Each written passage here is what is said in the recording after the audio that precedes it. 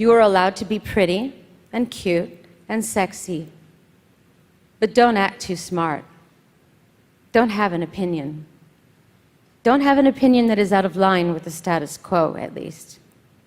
I know what it's like to walk down the street and feel like the whole world is turned against you. I know what it's like to feel helpless and unable to defend yourself because the roar of the lynch mob is so loud that you are convinced your voice can never be heard. Madonna showed a whole generation of young women that it was possible to take control of their sexuality. Her videos are crystallizations of the 20th century art dominated by a woman.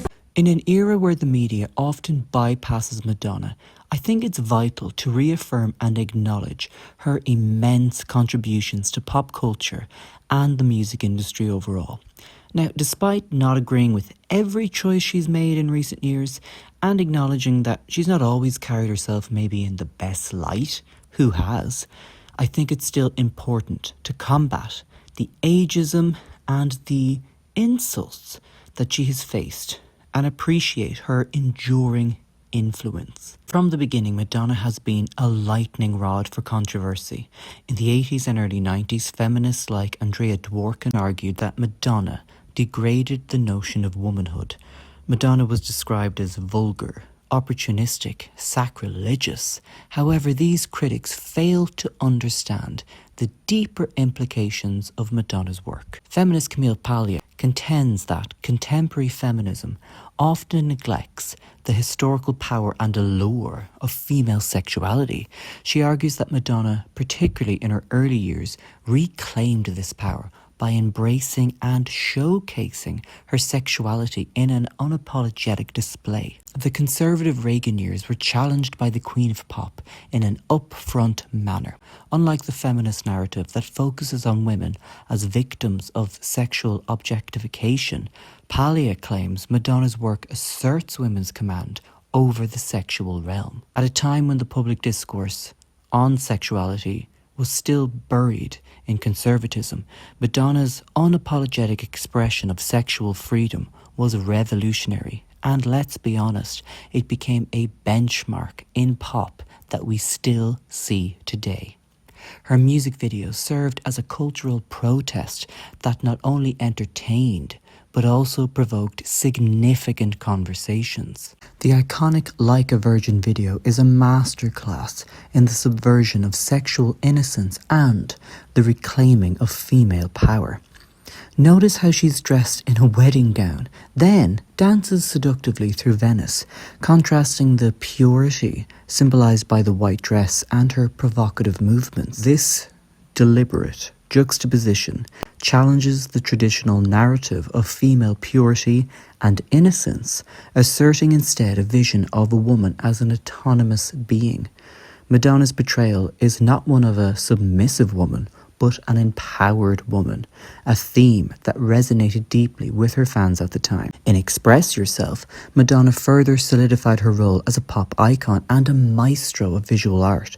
The video, inspired by Fritz Lang's Metropolis, is a dystopian spectacle that critiques the dehumanizing effects of industrialization and the commodification of all human bodies. Madonna, dressed in androgynous attire, moves between the roles of dominatrix and savior, blurring the lines between power and gender.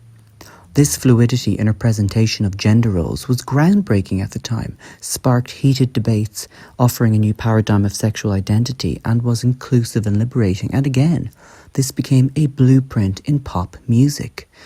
And then there's Vogue, highlighting her ability to fuse high art with pop culture.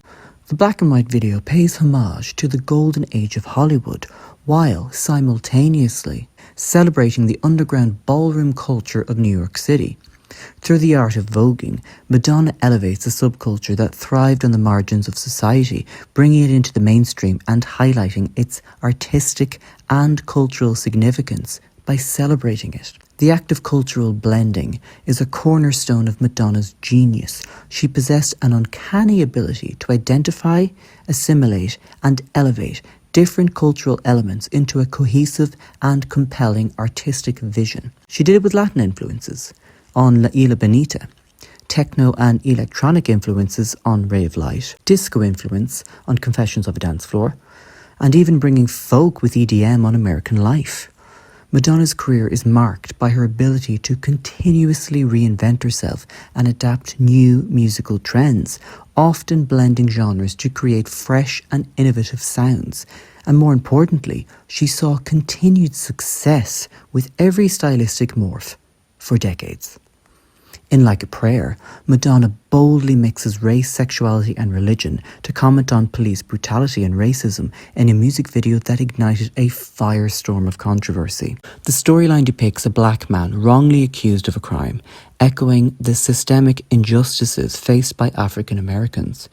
Madonna's role in the narrative is that of a witness and a saviour, drawing on her own sexuality and moral agency to seek justice. This act of witnessing and intervening aligns with the Christian notion of bearing witness to truth and righteousness. Yet it's Madonna's eroticism that complicates and elevates this narrative. The statue coming to life inspires Madonna to help exonerate the man, and the depiction of burning crosses highlights the hypocrisy of certain far-right groups in a bold political statement. The conflation of religious fervour and sexual ecstasy is a recurring theme in Madonna's work. The imagery of Madonna dancing in front of burning crosses and receiving stigmata is a deliberate provocation, one that blurs the line between the sacred and the profane. By positioning herself within these dual realms, Madonna challenges the viewer to reconsider the dichotomy between spirituality and sexuality, and also who truly is moral and good. She embodies the archetype of the erotic mystic, a figure who finds divine transcendence through physical and sensual experiences. It caused unanimous outrage, and the video was even censored on TV. But the use of religious symbols is not just for simple shock value. No, it's a sophisticated critique of the ways in which organised religion has historically suppressed vilified sexuality, particularly female sexuality. The scene of her dancing in the church, surrounded by saints and martyrs and statues, suggests a reclaiming of the sacred feminine, an assertion that the divine can and does reside within the realm of the sensual. Furthermore, let's not forget the gospel choir presence in the video, referencing the communal aspect of gospel music with its roots in African American spirituals. It underscores the theme of solidarity and collective salvation. Like a Prayer is Madonna through and through, reclaiming her body, reclaiming her voice, and using them as an instrument of both seduction and salvation. She's not just a passive object of desire, she's an active agent of change. And yet, with her remarkable genre-bending music supplied decade after decade, one massive problem hovered over the Queen of Pop endlessly: ageism. I think that not only do we suffer from racism and sexism and things like that, but we also suffer from ageism, and that is that once you reach a certain age, you're not allowed to be adventurous, you're not allowed to be sexual. You know, and I think that's rather hideous. Women get older and men get older, dignified or character. What are you supposed to just die when you're 40? On one hand, Sean Connery was celebrated as the sexiest man alive at 59, while headlines as far back as 1993 regarding Madonna were titled, "Grandma, Calm Down." She was 35 years old. Would anyone say that to Taylor Swift now?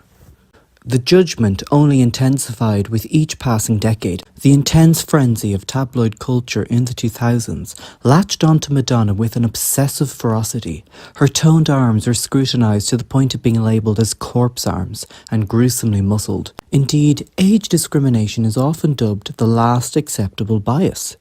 It's a bias that affects not just celebrities like Madonna, but everyday people too, with 3 in 4 Americans over 45 seeing ageism as a barrier in job hunting. And in our relentless pursuit of youth and novelty, we risk overlooking the wisdom and experience that come with age, dismissing tradition and heritage in favour of the next new thing. But what made Madonna so interesting and controversial was her ability to remain so vibrantly within the public domain for so many decades, with groundbreaking albums that didn't shy away from sensuality and expression, challenging the narrow boundaries of acceptability for women in pop. Her audacious presence on the world stage had a major goal: to exist as a rallying cry for women of all ages to embrace their power and defy the limits imposed upon them by a society obsessed with youth and beauty. Things really came to a head in 2015 when BBC Radio 1 wouldn't play Madonna's new single Living for Love, and it begs several provocative questions about ageism in the music industry. Was Madonna unfairly targeted due to her age, with Radio 1 executives dismissing her as irrelevant simply because she no longer fit their desired demographic? Or was Radio 1's decision based solely on the perceived musical merit of the single? The controversy was ignited after the Daily Mail quoted an anonymous Radio 1 insider who described Madonna as old and irrelevant. In response, Madonna fans flooded Radio 1's social media with requests for the song, and several artists criticised the station's music policy, forcing Radio 1 to defend itself. The incident garnered significant media attention both in the UK and around the globe, sparking broader conversations about ageism within the music industry. Yeah, acting my age. This is me. This is how I want to be. I can do what I want. Now, it's important to note that Madonna had a long-standing good history with BBC Radio 1, dating back to her first appearance on the station in 1986. Over the years, she was interviewed by various Radio 1 personalities. Her concerts had been broadcasted on the station. But despite this relationship, Radio 1's head of music stated in 2014 that the station's audience had effectively moved on from Madonna, with the bulk of her fans being over 30 years old, and as a result, they would not play her new music anymore. The controversy surrounding Living for Love was also not an isolated incident. In 2012, Madonna's album MDNA and its lead single Give Me All Your Lovin' were also excluded from Radio 1's playlist, with DJ Scott Mills citing a lack of interest from the station's younger demographic.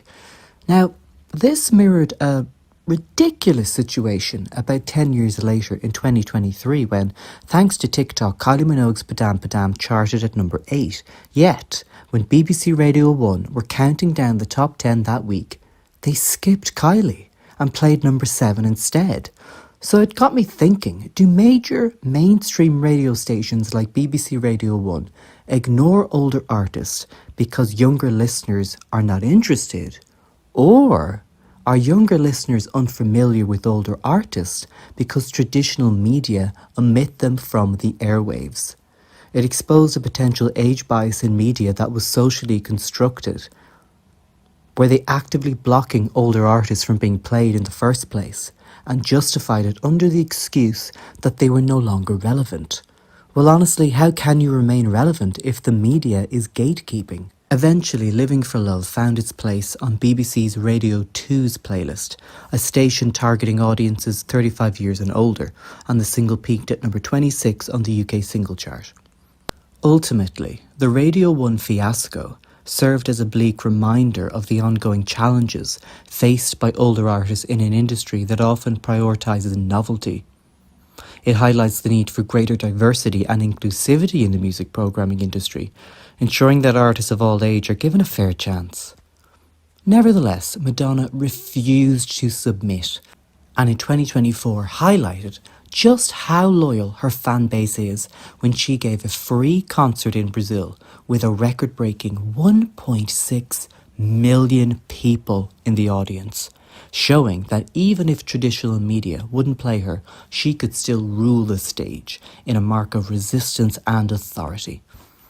But ageism continues to cast a long shadow over the landscape of pop music, perpetuating harmful stereotypes and stifling the creative expression of artists who dare to get older. So my recommendation is, think of your favourite singer of your adolescence and research what newer music they put out. And you may be surprised of how pop acts continue to contribute great songs, in spite of receiving little exposure. And if you like this video, subscribe for more. Thanks for watching.